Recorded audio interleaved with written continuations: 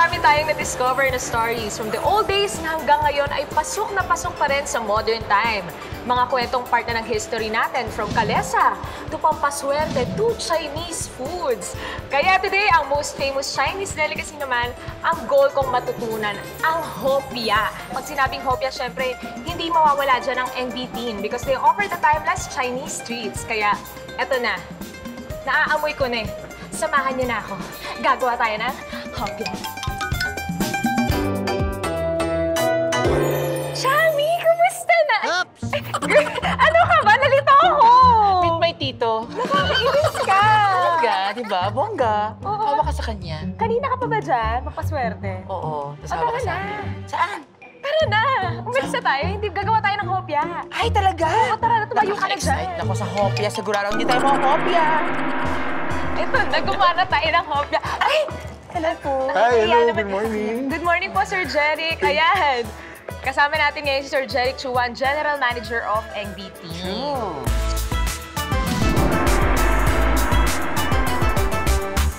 Sir, bati muna kayo sa mga nanonood. Hi, hello. Hello sa mga nanonood. Thank you sa pagbisita ninyo rito sa NB-teen. Ay, salamat po, pinaunlakan nyo kami. At ngayon, tuturuan nyo po kami kung paano gumawa ng hopya. Yes, gagawa tayo ng hopya. At hindi lang basta hopya, nagagawa tayo ng flaky dough na hopya. Flaky! Hindi lang basta-basta kasi di ba yung mga nakakain nating hopya, parang ano ba to? Iba talaga yung NBT, as in classic hopya talaga yan. Thank you, thank you. Ayan, sige, simulan na natin. Simulan na natin. Okay.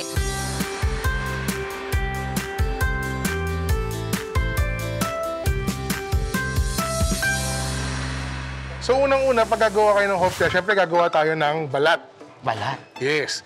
So, sa paggawa natin ng balat, meron tayong harina, no? Meron tayong water, meron tayong oil, tsaka meron tayong sugar. So, napakasimple lang. So, itong flaky dough, meron dalawang parts ng balat, no? Ito yung tinatawag na water dough.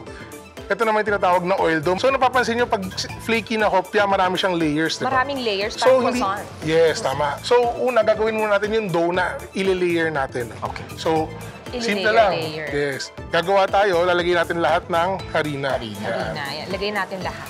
Then, next natin yung water. Water, Tapos yung sugar. sugar. Yan. Tapos, pwede natin siyang i-start. I-mix. Ay, let's start na natin, Sir Jeric! Pwede siyang mix. Pero bago natin siyang i-start, iangat muna natin to. Oo nga, iangat Ay, muna. Yan. Tapos, pwede natin ikutin. One lang muna. Paano ikot ba? Ito yung ikutin. Hindi mo naman sinabi sa akin, Sir Jeric. Eh, alam mo naman ako, masunurin. Oo nga pala. One lang muna. Ayan. So yan, nagsimula na siyang mag-ikot-ikot, no? Nagmi-mix na siya. Tapos dahan-dahan natin nilalagay itong oil. Dahan-dahan ng oil. Hanggang sa mamaya magiging isang buong clump na lang siya. Ganyan.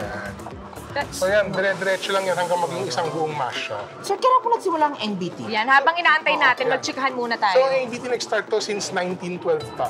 1912. So medyo matagal-tagal na talaga siya. Nag-start siya nung great-grandfather ko pa. So nanggaling sila ng China, pumunta siya dito sa Pilipinas looking for a better life, diba? Kasi nung unang panahon talagang napakahirap doon sa China. Bakit po ba NBT? 3 Chinese words yan. Ang Eng is forever. Forever. B is beautiful. Thank you. Saka Tin is precious. Parang kayong dalawa. Alam mo, Sir Jeric, nakakairita ka! Sir Jeric, Joke lang po, Sorry sir. na. So, Yun pala yun. Yun yung tatlong ibig sabihin. Yun yung tatlong Chinese words na ang ibig sabihin. Forever, beautiful, and precious. Okay? Ganun pala. Uy, teka, tignan muna natin yung dough natin. Baka... Ayan. Nagsisimula na siyang mabuo. Pero pag ganyan, hindi pa po siya as in Hindi pa. ready. Actually, pag ganyan, pwede natin bilisan ng konti para mas maging mabilis siyang magbuo. Para Sir Jeric, ano yung pinakaunang flavor ng hopia? Okay. Noong 1912. So ngayon, pag sinabi mong hopya, no, lalo na sa NBT, napakadami naming flavors. More than 15 flavors na kami. Grabe. Pero, noong unang panahon, hanggang 1980s, pag sinabi mong hopya, dalawa lang yan. Hopyang munggo, at hopyang baboy. Ayun na, okay na siya. Uy, buo na siya. Oo, As buo na in, siya. well incorporated. Fairness. Ayan. Tanggalin na natin. Ayan. Ayan. Ayan. Buo na siya. Hala, para siyang manok. Yan. Hala, hindi ako ganun ka-strong. Chami, dapat ikaw gumagawa nito. Ayan. Ayan. Ayan. Tapos So, ito yung pinaka-dough natin, no? Sabi ko kanina, kailangan natin mag-layer, di ba? Layer. So, kailangan gumawa tayo ng ipang layer natin o yung fat natin, which is ito na. Simple lang, konting harina, tsaka konting oil. Oil. Yan. So, madali lang din pala itong gawin sa bahay, no? Yes, Dun sa actually, kaya naman gawin sa bahay. Bakit masarap ang hopya na ingredients? Kasi gumagamit lang kami ng pinaka-finest tsaka pinaka-premium na ingredients. Ay, taray. Yun ang inyong sikreto. Yun ang aming sikreto na hindi na sikreto ngayon. Finest. Alam na ng lahat. Finest and premium So, alam niyo na, ingredients. no? Yes, yan. Ayan ka. Tsaka, So ihahalo lang ng ganyan. hinahalo lang siya. Makikita mo ngayon, ganyan na siya, oh. So, Ronnie, siya, hindi na po siya kailangan i-mixer. So, ang gagawin lang natin ngayon, since meron na tayo niyan, is i-sheet natin to. Pwede natin siyang i-sheet. No? Sorry, yan. Yan. Pwede mo siyang i-rolling pin. Oh, ikaw na dyan. Ikaw na dyan. Yan, rolling pin mo. Meron po ba siya? Ayan. Alam, under galing! siya. Char. So, basta ganyan. ganyan lang muna. Yan. Hanggang sa maging- Hanggang sa makuha mo yung gusto mo. Ganyan po, ganito po. Hanggang sa makuha mo yung gusto mo, so hanggang di ka nagkakajowa, hindi mo titigil. Grabe! Sir Jeric, ano yung mga bago niyong flavors ngayon? Ng So, hopya or Ang keyboard? pinakabago nating flavor sa hopya is yung tinatawag nating brownie hopya. Brownie Yan, hopya. nasa tabi. Hindi pa ka nakakatikim mo. Oo nga, hindi pa rin ako nakakatikim. Tikman natin. Tikman natin. Sir Jeric, niloloko mo kung walang laman. Nagkakalo Ilabas ba mo tayo? ang hopya. Nasaan yung laman? Chocolate talaga. Sinong kumuha ng laman? Sorry. Kinuha na pala nila. Ay, ready na yan. Tira-tira na lang tayo ngayon. Okay lang. Yan. Ito yung brownie na hopya. Ang goal kasi namin sa Eng Bidin is every time na pumunta ka sa Eng Bidin, meron ka laging bagong matitikman, no? So, isa to, ginawa rin namin na dapat lahat ng age na pumunta dito sa amin, meron silang magugustuhan. So, yung custard, di ba normally ang hopya gusto natin kainin ng mainit, no? So, itong custard na hopya, ang difference yan, mas masarap siyang kainin ng malamig. So, galing sa refrigerator mas diretso, malamig. pwede mo nang kainin. Para siyang ube ice cream. Tapos, tayo rin yung nauna sa pork floss na hopya. Workflows. Yes. Meron pa dito, no? Nakaka-under Sobrang na yan. interesting. So interesting. Nasaan yun, Ito. Sir Jeric? Ah, ito. Yan. Ah, iba yung lalagyan niya? Special. Yes. Uy, floss! Parang ang sarap Ang nito. bango. Di ba kung sa iba, pinapatong sa taas na... Nasa loob. Tinapay ito nasa loob ng hopya. Oo nga, sobrang interesting. Tapos wala itong fillers, gano'n. As in pure floss Yes. lahat yan. Promise? Ayan, ngayon Sir Jeric, ilalagay na po natin yung so. Dito Yes. po sa Sa gitna. kineme root. So, ayan. Malapot-lapot siya, Love no? it. Yan. Yan yung magsisilbing pang layer natin. Para flaky. Ang hopya. Yan. Tapos, sir, Tapos, gagawin mo siya, parang siopaw lang. ganyan. I-ano mo siya. Yan. Parang hanggang- dumplings. Yes, halong parang pa. dumplings.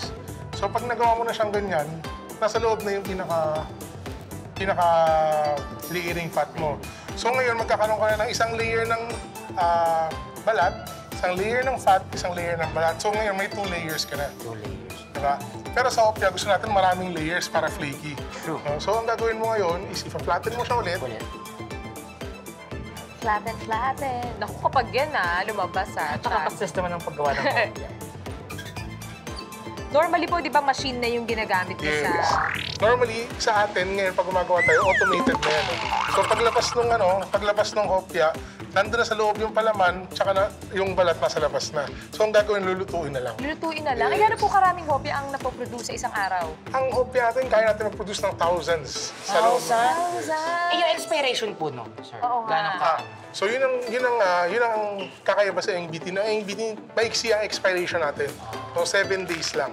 Ha? Yes. Kahit yung mga nakaganitong pa?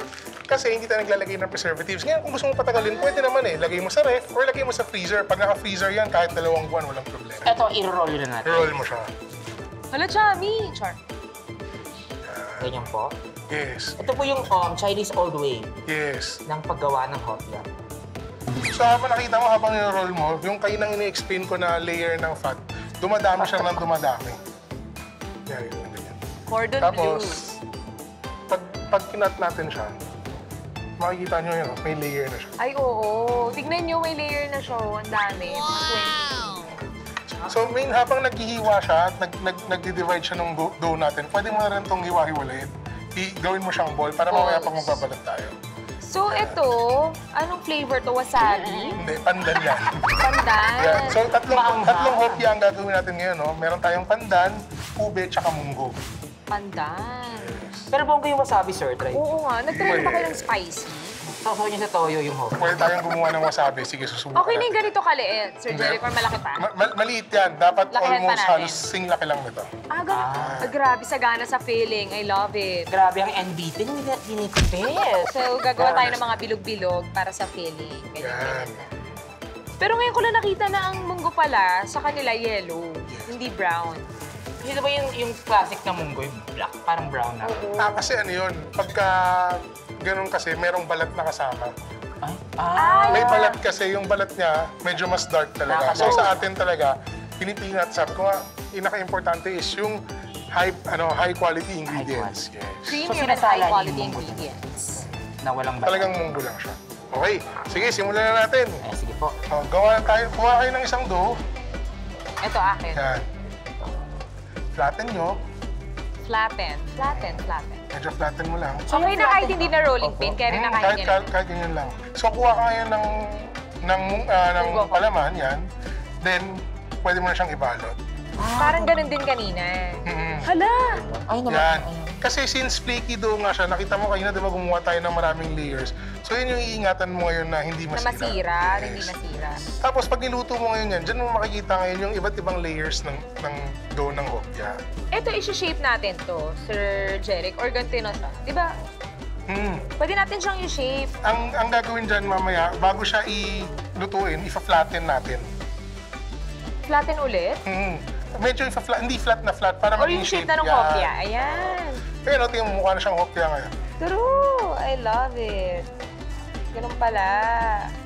So, mabilis lang talaga siya gumawa. Mabilis lang gumawa ng hopya. Kailangan lang merong konting sipag. Kasi minsan, sa pag-ibig lang ng hopya. Ano ba? Hindi lahat. Ano po ang maganda sa Chinese? Piao-liang. Piao yan. Ang So, pwede rin, pag Mandarin piao-liang, pagkat Hokkien, yasui. Yasui. Parang baon. Yasui. Ganun so. Yasui. Piao yan. Uy, ito po si Chami, sanay po siya kumanta ng mga, marami siyang alam na Chinese songs. Actually, nag-prepare nga po siya ng Chinese song para sa inyo. Sige nga, sige nga. Sige nga. Diligin na. 你问我爱，你有多深？我爱你有几分？ Galing ah. Zero. Okay, so ngayon lulutuin na natin ang ginawa naming hopya. Ayan! Angat ng ganyan. Ala! Pwede natin pagsabay-sabayin para medyo madami-dami. Wala baka magkapalit-palit. Ito akin to ha. Wow. Sabay-sabay na tayo. Ayan. So normally, pag nagluluto tayo sa factory namin, naka-oven. Pero kung alam mo, nasa bahay ka, pwede kang kumuha kahit nasa pan lang. As long as mag-golden brown na yung lahat ng sides, okay na tayo. Bomba. Hala! Fine. Yan o, naglalabas na yung oil. Hala, oo Pwede sa amoy oil. Parang Ayan na, lava po. nagpa-brown na siya! Hala! Fairness. So amazing. Ang galing, nagmumukha na siyang hopya. Oh, hindi pa natin natitikman yung chocolate. So, yung Itong brownie hopya. Ayan, try nyo. Try nga natin. Ito, try nyo. Ito, medyo mainit-init. Hati tayo, Shams. Go. Kailan nalabas to, sir? Ito, Ang init. Mainit nga. Bago lang to, sir. yan, bago lang yan. Ay, grabe. Yan, brownie Soft talaga yung nasa loob. loob. I love. Oro. Diba? Sarap. Ang sarap. Grabe. Tagal. Uy, ang gusto ko dito, hindi siya ganun katamis. Mas hindi siya matamis. Kasi minsan, di ba, kapag super tamis, nakakaumay. Nakaumay sa lalamunan. Ang taray, grabe yung presentation. Sobra. Okay, Medyo let's mainit. try it. Ube? Ube, ito yung ginawa ko. Char! Ano ba ginawa? Mayabang talaga. Ay, pandan. Ayan na. I-break natin. Uy, grabe. Uy. Alam mo, ang saya din, sir, kung merong may mozzarella nito. Try natin to. Ayaw may coach. Ano pala? Ang tawag mo? Panda Express. Ang harap. Ang ano natin dito sa inggitin, kung papansin mo yan, ginawa natin ng kamay, medyo makapal yung balat eh. No? Pero pag sa actual na binibenta natin, ang gusto natin sulit para sa customers. So ginagawa natin, halos wala na siyang balat. Balat, no? para feeling so paper thin na. Kasi mas sulit eh. Correct. Mainit lang, bongga. Pero ang sarap pala ng mainit. First time kumakain ng mainit na hopya. Ang flaky. Ang flaky lang sa'yo, di ba? Sarap siya. Sure, kuha pa yun.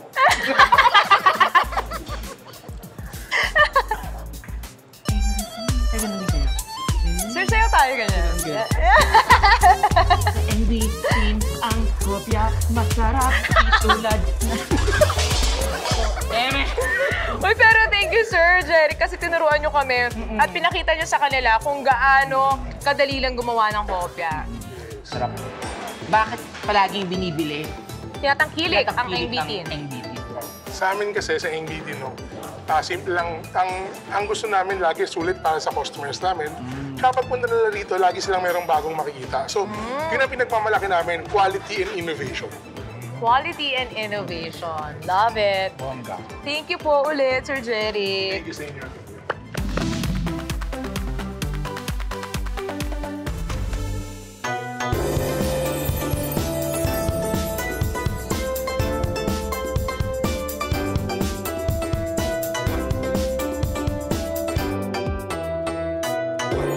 So nakita na natin kung paano gumawa ng hopya. Ngayon naman, syempre, tignan naman natin kung ano yung iba pang ino-offer ng NBT na products, mga Chinese deli. Yes! So ano na, mag-shopping na tayo ng pangsalubong. Let's go! Let's go. Simulan natin ito. Ayan. Oo, ito yung sinabi kanina na pork floss hopya. Sobrang kakaiba nito. Feeling ko dito lang tayo makakita True. niyan. Ayan, isa tayo. So dito sa area na to, yung mga maliliit na tikoy, yung mga tikoy rolls, tapos yung mga mochi. True, yeah. Ayan, alam mo, gusto kong itry ito. Ang feeling nito ay Ano ba? mocha! Mocha flavored mochi. Oy, try natin. Go, go, Try go, natin. Nagpaalam naman po kami. Magbukas ka rin sa'yo, Nagpaalam naman kami dito kay Sir Jeric. Siyempre, meron ding ube, hindi mawawala. Correct, ube. O ano? Bongga. Go ka na.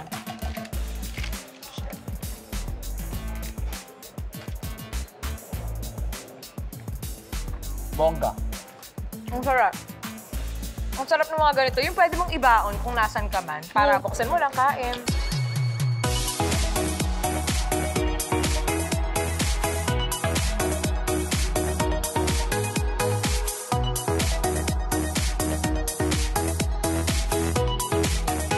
Xiaolongbao. Siyempre, kukuha tayo niyan, di ba? Oo. Meron din silang steamed Chinese dumpling. So, in other words, siomai. Siomai. Kukuha ka rin ito. Kukuha rin ako niyan, syempre. Tsaka, ikaw, may gusto ka ba dyan? Ano to? Bilo-bilo. Ay, binibilo. Gaan. Kakao! So talaga kung gusto mo talaga ng dim sum night talaga, pwede kang bumili ito para initin mo na lang. Totoo. Kakao. Ayan, iba't ibang dim sum ang in-offer nila dito sa NBT. Hindi lang basta-bastang tikoy, hopya. Sobrang dami pa. Pumunta tayo doon. Ito yung mga brownie hopya, pineapple cake. Parang ito yung section ng mga limited products nila, di ba? Yung parang seasonal, kumbaga. And meron din sila ditong mga gourmet sardines. True. Ang dami, one-stop shop. Nandito na lahat. Sobra. Talaga. Ayan. Uy, alam ko naman na hindi itong pinunta natin dito, pero gusto kong masubukan ang chili garlic ng NBT. True. So, kukuha tayo niyan. Weird? Charot. Ito. Ang dami. Ano pa? In Dito naman fairness, tayo sa... Ito yung mga hopya. Ito na yung mga hopya. Yeah. Ampaw, peanut roll, fish crackers. Lahat na. Para kung gustong mag-out of town, di ba? Siyempre, akala ng NBT is hopya lang. Pero, Oo, totoo. ang dami niyang chicha. At least ngayon, na-feature natin kung ano pa yung iba nilang ino-offer dito sa store nila. Totoo. Grabe! Alam mo, favorite ko to. Hindi ako nagbibiro. Ano? Ito. Itong pastilya stick. Kumuha ka! Tsaka yung pink talaga yung gusto ko, ah. Seryoso. Ayun, parang makaput. Ay, hindi. Tumikim ka, tumikim ka. Tumikim. But wait, there's more! Grabe, tulad nga ng sabi ko sa'yo kanina, one-stop shop ito. Dahil sa taas, nandun naman yung mga handmade crafts na pwede rin natin ipasalubong. So pwede na kayo dito pumunta, tas lahat meron na. Let's go? Let's go!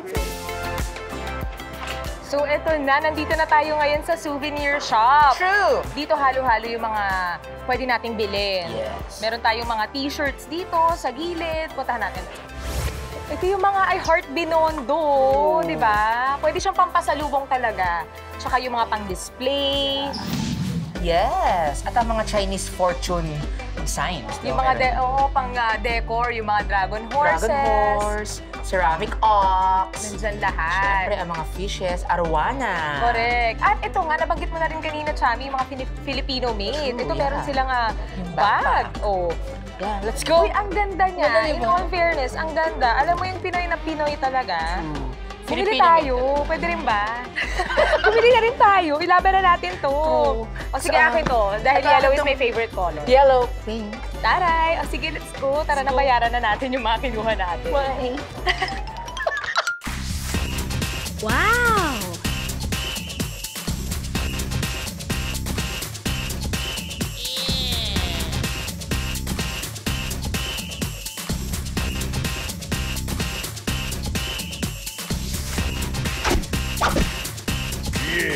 Ang taray! Alam mo, pwede na tayo mag-promote. It's more fun in the Philippines talaga. So, ayun na nga. Kumain na tayo. Masyado tayo maraming nagawa dito sa Binondo. Ano yung pinaka-favorite mo? Pinaka-memorable na nagawa? Actually, hindi ko masasabing meron akong favorite kasi parang lahat first time ko gawin. First time kong mga lesa. First time ko rin gumawa ng kopya. Tapos, hindi ko pa talaga na-explore tong Binondo. Pero dito sa ginawa natin, kahit papano, marami tayong nalaman. Di ba? Yung mga stories nila Sir Jeric, nila Miss Willen, tapos yung mga Chinese traditions. Tsaka ang bongga kasi nakita pa rin natin yung mga old-fashioned na tradition nga, old-fashioned cultures. Correct. Na hanggang ngayon, nandito pa rin. Oo, na for sure, hindi alam nung ibang nanonood sa atin ngayon na buti nakapagbigay kaalaman tayo sa kanila. Diba? Hindi lang pagkain, hindi lang ito pa, Oh, may dumating pa. Thank you. Ang dami nating in-order. Ilan ba tayo? Bakit napakadami? Kasi nga, ang dami nating nilibo. Correct. So, Deserve natin to. Ikaw, ano namang favorite part mo sa ginawa natin? Siyempre, halos lahat. Kasi hindi ko naman nagawa lahat yung mga pinagagawa natin ngayon, di ba? Siyempre, memorable yung kalesa, di ba? Siyempre, yung noodles. Correct. Yung pangangabayo ng noodles. At siyempre, yung paggawa ng hopya. Di ba? Kasi nakikita na natin yung hopya, hindi natin alam kung paano gawin ito.